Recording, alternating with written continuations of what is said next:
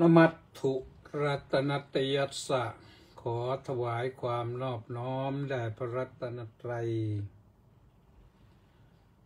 ก็คารวะพระเถรานุเถระประกาศเจริญสุขสวัสดีท่านสาธุชนทุกท่านก็ได้เวลามารับฟังรายการพุทธานุภาพประจำวันอาทิตย์ที่ 22 มิถุนายน พระพุทธศักราช 2568 แรม 13 ค่ำเดือน 7วันนี้ก็บรรยากาศดีร้อนดีหน่อยแต่ก็สลับร้อนก็สลับกับฝนไม่มีหนาวตัวนี้ไม่มีหนาวฝนตกบ้างร้อนบ้างส่วนมากก็ท้องฟ้าครึมๆก็ไม่มีอะไรส่วนว่า นอกวัดก็อาจจะครึมบ้างครึมบ้างก็สุดแล้วแต่โยมจะว่ากันไปสำหรับพระวันนี้ที่มหาวิทยาลัยมหามกุฏราชวิทยาลัยก็มีประชุมพระธรรมทูตสายต่างประเทศปรารภเหตุฉลอง98 ปีอายุวัฒนมงคลสมเด็จพระอริยวงศาคตญาณสมเด็จพระสังฆราชสกลมหาสังฆปรินายกก็ประชุมพระธรรมทูตสายต่างประเทศด้วยความหวังว่าจะได้ระดมสมองจากท่านเหล่านั้นที่ไปปฏิบัติศาสนกิจอยู่ท่านไปทำหน้าที่ในฐานะที่เป็นนวัตกรรมของมหาวิทยาลัยมหามกุฏราชวิทยาลัยก็มหาวิทยาลัยผลิตไว้แล้วท่านก็ได้ไปทำหน้าที่อยู่นับหลายร้อยวัดในต่างประเทศทั่วโลกในขณะเดียวกันนั้นก็ถือว่าท่านก็ไปแสดงซอฟต์พาวเวอร์ของประเทศไทยในต่างแดนอย่างน้อยก็มีจีวรไปให้ชาวโลกเขาเห็นให้เขาเกิดความสงสัยว่านี่คืออะไรคนพวกไหน UFO หรือเปล่าหรือเป็นอะไรก็ท่านก็ไปทำงานกันเหน็ดเหนื่อยบางคณะก็ไปเดินธุดงค์ลงไปถึงอเมริกาใต้บางช่วงท่านก็ไปเดินธุดงค์จากประเทศอะไรฝรั่งเศสเข้าเบลเยียมเข้าไปเนเธอร์แลนด์ยาวไปถึงอิตาลีไปสเปนไปทั่วแถบนั้นเดินกันเท้าแตกก็มีญาติโยมอุปถัมภ์อยู่ทีนี้ท่านทำอยู่แล้วถือว่าเป็นนวัตกรรมที่สร้างมา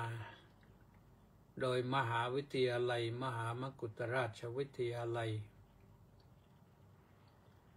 พระธรรมทูตสายต่างประเทศรุ่นแรกก็คือสมเด็จพระอริยวงศาคตญาณสมเด็จพระสังฆราชสกลมหาสังฆปรินายกนั่นแหละแล้วก็มีพระเดชพระคุณ ตอนนี้วันนี้ได้ข่าวแล้วเป็นสมเด็จพระราชาคณะแล้วพระคุณพระพรหมมุนีวัดพระศรีมหาธาตุวันนี้มีข่าวประกาศออกมาแล้วว่าเป็นสมเด็จพระราชาคณะสมเด็จพระสังฆราชก็ไปกล่าวต้อนรับด้วยวันนี้ที่ห้องประชุมสุชีพปุญญานุภาพแล้วก็มีเจ้าประคุณสมเด็จนามอะไรแล้วเนาะวชิระมุนีนี่แหละหลวงวชิระมุนีนี่แหละก็คงจะย้ายมาจากสมเด็จพระมหามุนีวงศ์หรือสมเด็จพระวชิระมหามุนีวงศ์อะไรทำนองเนี้ยนะก็ชื่นชมท่านได้ทำงานมีความสุขภาพพลานามัยดีมากๆไปไหนก็เดินตรงแน่วอายุก็90แล้วแหละแต่ก็ยังกระฉับกระเฉงอย่างน่าอนุโมทนาน่าชื่นชม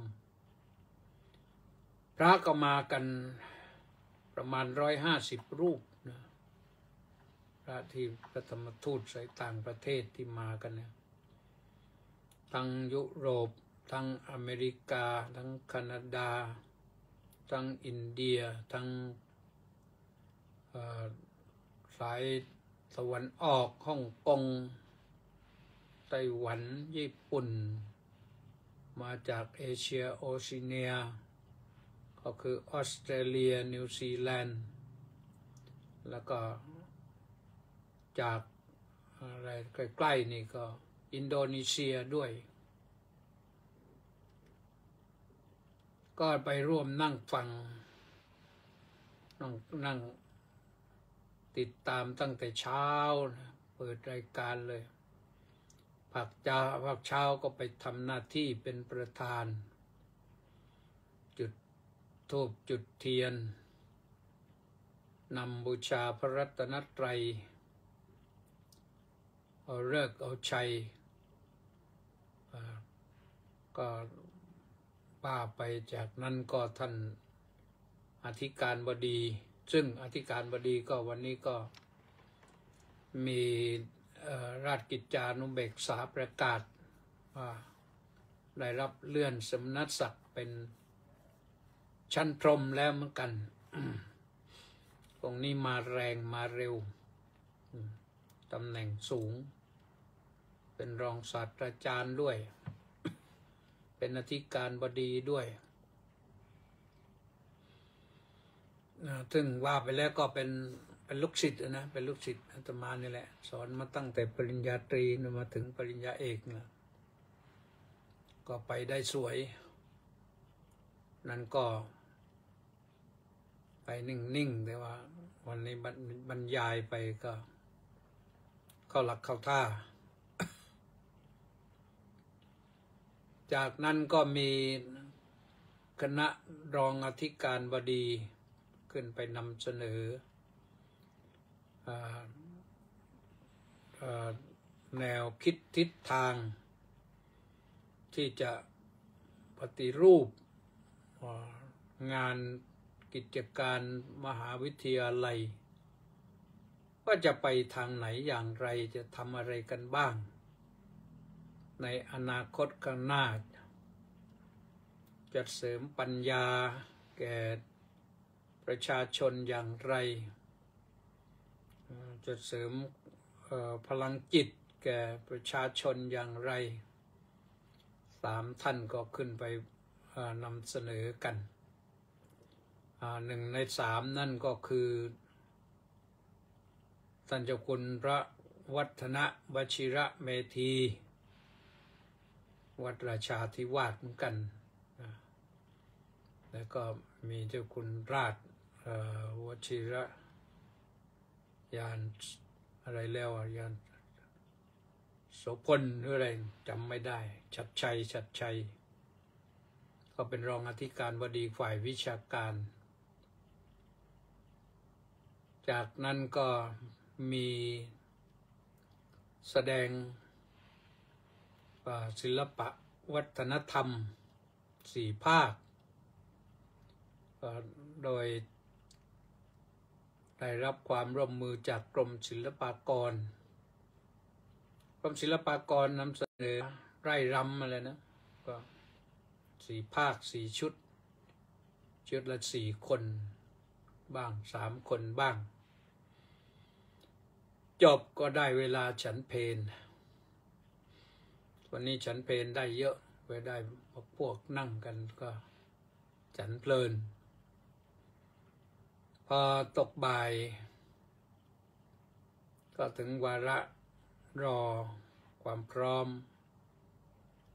สมเด็จพระอริยวงศาคตยานสมเด็จพระสังฆราชก็เสด็จไปเปิดงานกล่าวต้อนรับ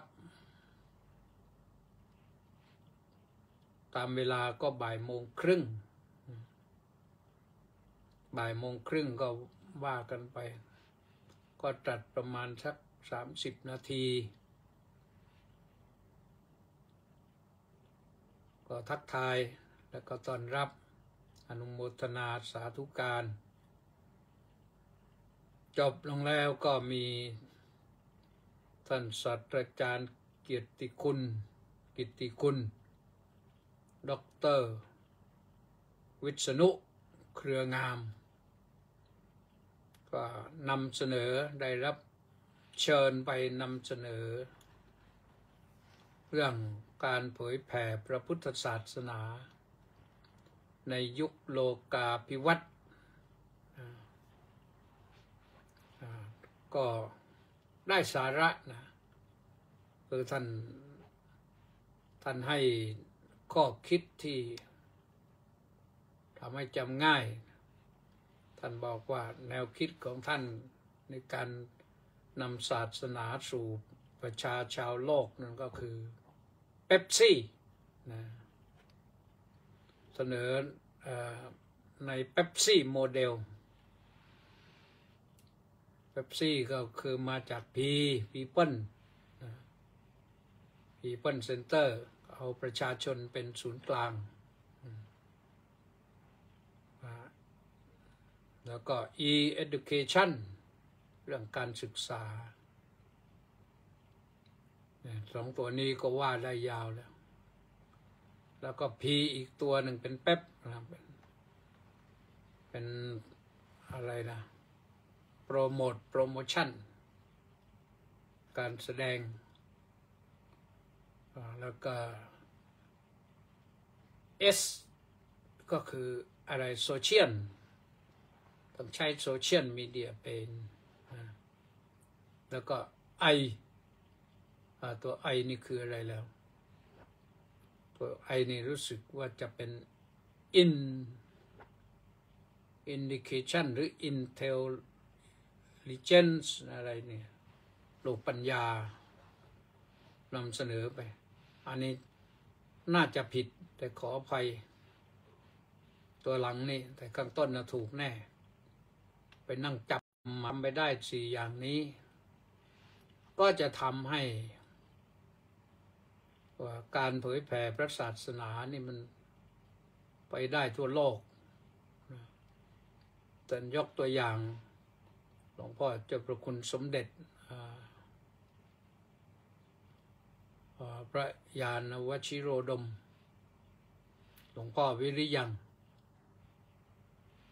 ที่ว่ามาเรียนภาษาอังกฤษเมื่ออายุ70 กว่าปีแล้วแต่สามารถเทศให้ฝรั่งฟังเข้าใจได้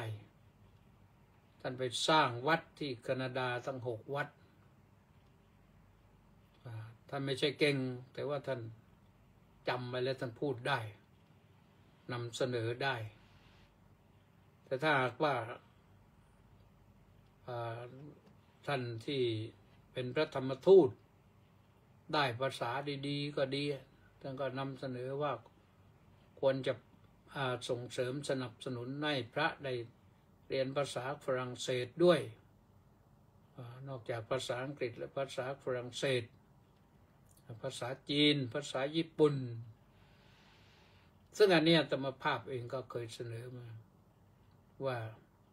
ภาษาเยอรมันภาษาอังกฤษภาษาเอสปันยอลคือภาษาสเปนนะตัวนี้ภาษาใหญ่ๆถ้าเราใช้ภาษาเหล่านี้ได้หมดก็ไปได้ค่อนโลกนะภาษาสเปนเนี่ยมันไปทางอเมริกาใต้เยอะแถวอาร์เจนตินาแถวบราซิลแถวนู้นประชากรโลกเยอะก็ใช้ภาษาเอสปันยอลหรือภาษาสเปนิชภาษาญี่ปุ่นเนี่ยเป็นภาษาอิทธิพลทางการค้าแต่ภาษาจีนเนี่ยครอบจักรวาลเหมือนกันเลยนี่ได้ภาษาจีนภาษาอังกฤษภาษาสเปนนี่ก็ครอบคลุมเกือบหมดแล้วฝรั่งเศสอีกสักภาษาหนึ่งก็เรียกว่าเข้มแข็งนะก็เสร็จจากท่านอาจารย์วิษณุแล้วก็ได้เวลาอันสมควรก็แยกวงไปถ่ายภาพกันเป็นที่ระลึกวันนี้วันถ่ายภาพพอเสร็จแล้วก็ถ่ายภาพกันก็ลงไปเอี่ยวกับเขาด้วยแหละนะเราไปนั่งในฐานะไปเป็นประธานในเบื้องต้นก็ลงไปนั่งด้วยแล้วก็เขานิมนต์ไปปลูกต้นไม้ต้นทองกวาวต้นหนึ่งก็ไปทำหน้าที่เรียบร้อยเสร็จแล้วก็ได้ออกรถกลับแยกย้ายกันกลับพระเหล่านั้นก็พักผ่อนมหาวิทยาลัยก็มีหอพักอยู่เรียบร้อยพระสงฆ์ไทยก็มารู้สึกเจ้าคณะภาคเจ้าคณะจังหวัดมาเกือบครบเลยก็มาดูมาช่วยงานกันดูทำงานดูงานประสานงานต่องานก็เป็นอันว่าได้ผลก็มาเล่าให้ฟังนะที่จริงวันนี้ตั้งใจจะพูดเรื่องเวลากับชีวิตนะก็เอาเป็นข้อคิดธรรมะเรื่องเวลากับชีวิตนะเวลานี่แปลว่าขอบเขตท่านทั้งหลายที่เรานับเวลากันนะมันขอบเขตจากนั้นถึงนั้นนับว่าเท่านั้นจากนั้นถึงนั้นนับว่าเท่านั้นนะถ้าเลขเข็มชั่วโมงกับเข็มนาทีตรงกันที่เลข12ก็เรียกว่าเที่ยง12พอหมุนไปเข็มนาทีหมุนไปรอบหนึ่งก็ได้เป็น13 นาฬิกาไปอีกรอบหนึ่งเป็น14 นาฬิกาไปอีกรอบหนึ่งก็เป็น15 นาฬิกาหมุนไปอย่างนั้นหมุนไปเรื่อยๆถึงจุดทีหนึ่งก็เรียกว่าถึงขอบเขตทีหนึ่งถึงขอบเขตตรงนี้ก็นับว่าเวลาเท่านั้นเท่านั้นเวลาหมุนไปนั่นหมุนไปเขากำหนดเอาดวงอาทิตย์หมุนไปที่จริงดวงอาทิตย์ไม่ได้หมุนหรอกโลกนี่หมุนโลกหมุนตัวเองไปรอบหนึ่งก็จากเอาด้านหนึ่งเข้าหาดวงอาทิตย์แล้วก็หมุนไปเรื่อยจนกระทั่งว่าด้านนั้นกลับไปอยู่ที่เดิมตรงดวงอาทิตย์อีกก็เรียกว่าแจ้งสว่างจ้าเหมือนกับเที่ยงวันอย่างนี้ไม่เที่ยงวันก็ถ้าอยู่คนละมุมกันก็เที่ยงคืนนี่อย่างตอนนี้นะบ้านเรานี่ก็21 นาฬิกา 20 นาทีในอเมริกาเนี่ยก็เท่ากับ9 นาฬิกา 20 นาทีนี่มันเป็นกลางวันตรงกันตรงข้ามกัน ครึ่งหนึ่งพอหมุนไปอีกครึ่งหนึ่งก็เราก็มาถึง9:21 นาทีเขาก็จะเป็น21:21 นาทีไปอย่างนั้นมันหมุนไปรอบๆอย่างนั้นเขาจึงกำหนดเอาว่าเป็นเวลาถึงนั้นถึงนั้นถึงนั้นนะ ทีนี้เวลากับชีวิตนี่เวลามันหมุนไปนะชีวิตแปลว่าความเป็นอยู่ชีวิตะแปลว่าเป็นอยู่ถ้าว่ามตะก็แปลว่าตายแล้วแต่มตะเนี่ยเขาใช้หลายคำใช้คำว่ามรณะบ้างอะไรบ้างนะทุกอย่างอะในสื่อที่ให้รู้ว่าตายว่าจบชีวิตก็คืออะชีวิตก็ได้ไม่มีชีวิตแล้วแล้วก็เสียชีวิตก็ได้ก็คือเสียแล้วสิ้นแล้วสิ้นชีวิตก็คือสิ้นแล้วตายแล้วความหมายก็คือตายนั่นแหละใช้กับพระก็อย่างหนึ่งมรณภาพก็ตอนหลังนี่มีคำใหม่ก็ว่าอะไรใช้อะไรแล้วทำลายขันอะไรเนี่ยก็ว่าไปก็คือตายนั่นแหละชีวิตนี้มีขอบเขตจำกัดคู่กับเวลาอยู่ไปสัก100 ปีก็ตายไม่ถึง100 ปีส่วนมากถึง100 ปีได้น้อยก็ตายอีกคำหนึ่งก็คืออายุมันก็ดึงมาอายุก็ดึงข้างหน้ามาก็เราเกิดมาปั๊บเนี่ยเหมือนกับว่าเชือกมันมี100 เม็ดอย่างเนี้ย100 เม็ดเท่ากับ100 ปีแล้วก็ดึงเชือกเข้ามาหาตัวหามาจนกระทั่งหมดพอหมดก็คือหมดอายุนั่นก็ความหมายหนึ่งอีกอย่างหนึ่งก็คือวัยนี่แปลว่าเสื่อมวยะนี่แปลว่าเสื่อมพยะก็ได้วยะก็ได้แผลงอักษรจากวะเป็นพระ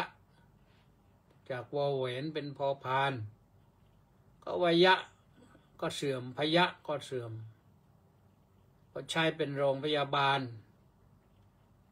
ก็ดูแลโรงที่รักษาคนที่สุขภาพเสื่อมร่างกายเสื่อมอะไรทำนองนั้นนะคิดว่าอย่างนั้น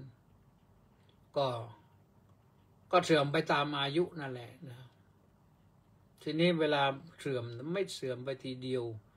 มันเสื่อมทีละนิดทีละหน่อยบางทีตาเสื่อมบางทีก็หูเสื่อมตาเสื่อมก็คือมองไม่เห็นหูเสื่อมก็คือหูตึงจมูกเสื่อมก็คือดมกลิ่นไม่รู้เรื่องลิ้นเสื่อมปากเสื่อมก็คือรับประสาทรับรสไม่ดีแต่บางทีปากเสื่อมก็คือปากเสียแล้วมันเสื่อมไปเที่ยวด่าคนโน้นด่าคนนี้นินทาคนนั้นว่าคนนี้อันนี้ก็ปากเสื่อมปากพาให้เสื่อมมาเนี่ยก็อันตรายอยู่เหมือนกันนะเพราะฉะนั้นเรามีเวลาจำกัดท่านทั้งหลายมีเวลาจำกัดมากๆเรื่องอวัยวะเสื่อมนี่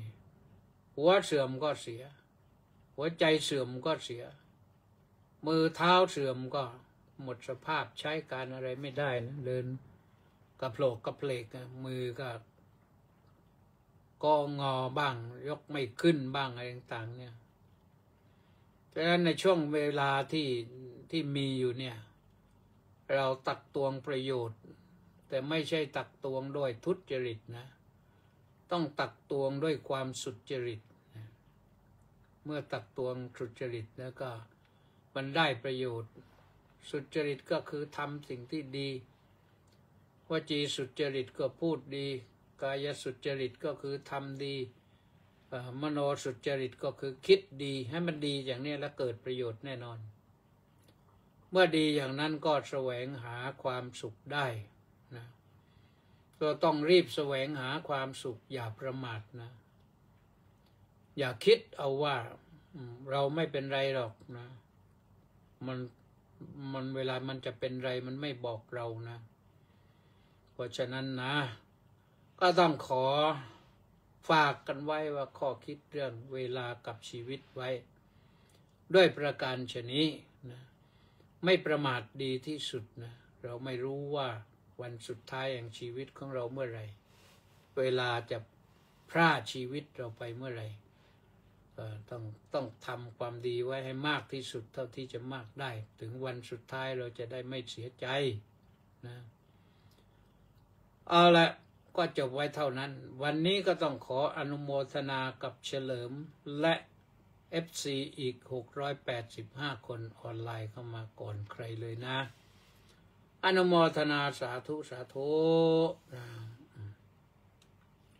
และต่อไปนี้ก็จะเป็นอ่านรายชื่อ FC ที่เข้ามาติดตามฟังนะก็มีสมศรีลักษณะวิราชมณีแสงจันทร์น้อมกราบนมัสการสาธุสาธุสาธุเจ้าค่ะสาธุสาธุนะแล้วก็แปะนันทิการก็บอกว่าน้อมกราบนมัสการสาธุสาธุสาธุเจ้าค่ะโอ้วันนี้มัคโคน่าก็ไปถ่ายรูปลืมบอกไปนะตะกี้ท่านผู้ช่วยรัฐมนตรีสสนิยมเวชกามาก็ไปอยู่ตลอดนะร่วมงานตลอดอนุโมทนาสาธุนะมัคโคน่าบอกว่ากราบนมัสการสาธุเจ้าค่ะเมธาพุทธร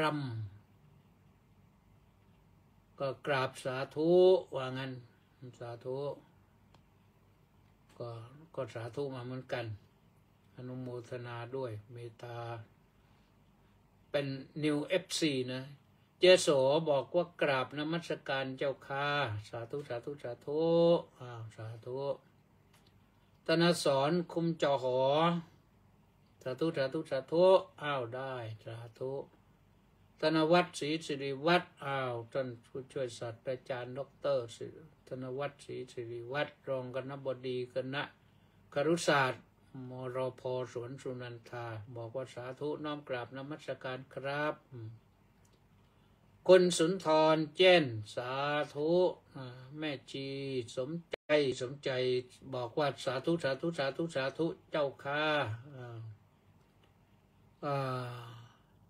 สมอะไรสมพลนเหรอไม่แน่ใจตรงนี้ POEN สมพลนนะชนะพจน์อ่านอย่างนั้นก็แล้วกันนะก็สาธุบอกกราบนมัสการครับว่างั้นสาธุยังมีใครอีกไหมสุพรรณีวันดีก็สาธุสาธุสาธุมาแล้วต้าสิทธิมงคลนมัสการสาธุครับสาธุแล้วก็เฉลิมพนัสโนไทยกราบถวายความเคารพอย่างสูงครับสาธุไปศาลรัตนวงศ์กุลกราบนมัสการครับสาธุแล้วก็มีใครอีกเล็กวังบุรพานุกูลแก้วสุขกราบสาธุครับสาธุเบนคิมกราบนมัสการพระเดชพระคุณท่านเจ้าคุณอาจารย์ด้วยความเคารพอย่างสูงครับสาธุขวัญตาโพบำรุงน้อมกราบเท้านมัสการพระคุณเจ้าค่ะพระคุณเจ้าข้าแล้วก็จบแค่นั้นนะก็ทางเครื่องท้ายก็สมศรีฝากมาอีก2 บรรทัดมาสมศรีลักษณะวิราชก็สมควรแก่เวลานะพักผ่อนวันอาทิตย์พรุ่งนี้ก็สู้ชีวิตกันใหม่หลับให้สบายนะ ก็ทำใจให้สบาย มีสติ หลับสบายเข้าสมาธิก่อนหลับนะ ดีแน่ๆ สวัสดี